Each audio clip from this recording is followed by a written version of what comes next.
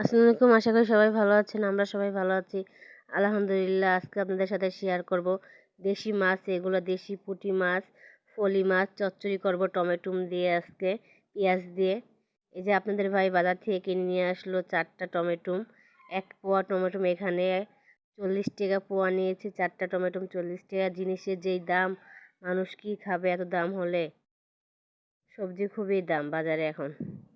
এই যে এগুলো আমি কেটে নিয়েছি, টমেটো কুচি কেটে নিয়েছি, পেঁয়াজ কেটে নিয়েছি, ধনেপাতা, কাঁচামরিচ কেটে নিয়েছি। সবগুলো আমি আজকে দিয়ে চচ্চড়ি করব, দেশি মাছ দিয়ে, দেশি পুঁটি দিয়ে, ফলি মাছ দিয়ে। এই যে আমি তেলটা দিয়ে দিচ্ছি, পরিমাণ মতন তেল কড়াইতে। পেঁয়াজগুলো দিয়ে দিচ্ছি, কাঁচামরিচ, পেঁয়াজটা আমি ভালো করে ভেজে নিব, বাদামি কালার হয়ে যাবে ভাজতে ভাজতে। ভালো করে ভেজে নিচ্ছি নেড়ে চেড়ে।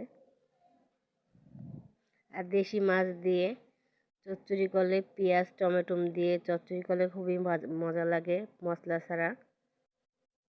ফলি মাছ, ওখানে দেশি পুঁটি আছে, সব মাছ দিয়ে আমি আজকে চচ্চড়ি করবো। খুবই ভালো লাগে চচ্চড়ি খেতে আমার থেকে। এই যে ভাজা নেওয়া হয়ে গেছে আমার, হলুদ দিয়ে দিলাম, লবণ আর হলুদ দিয়ে ভালো করে ভেজে নিচ্ছি।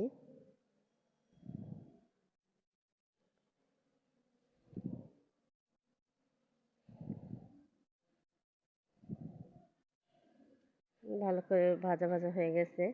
এখন আমি পানি দিয়ে দেব পরিমাণ মতন। পানি দিয়ে দিচ্ছি।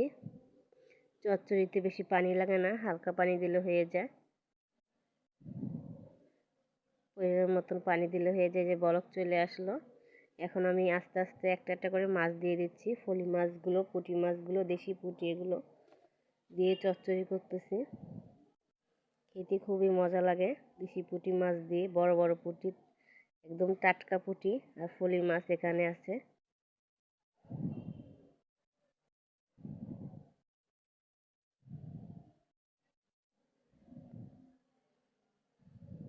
এখন ঢেকে দেব। ঢেকে দিয়েছি, যে হয়ে গেছে আমার চচ্চড়িটা। কি সুন্দর! এখন হয়ে যাওয়ার কতক্ষণ আগে আমি ধনেপাতা দিয়ে দিচ্ছি, নামানোর আগে কতক্ষণ আগে। ধনেপাতা দেখে দেখেন কত সুন্দর হয়েছে তরকারিটা আমার হয়ে গেছে। কি সুন্দর লোভনীয় হয়েছে দেখতে।